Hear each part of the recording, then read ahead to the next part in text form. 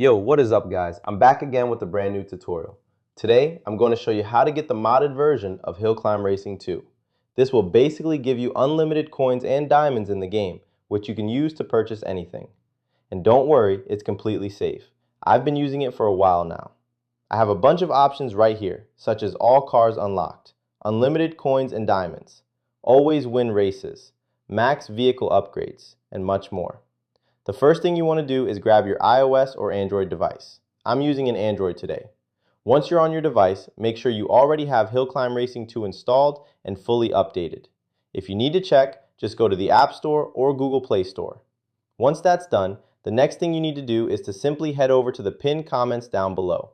There, I explain exactly where you can get Hill Climb Racing 2++. So, just head over to the pinned comments, leave a like if this method worked for you at the end, and that's it. See you all in the next video. Bye bye.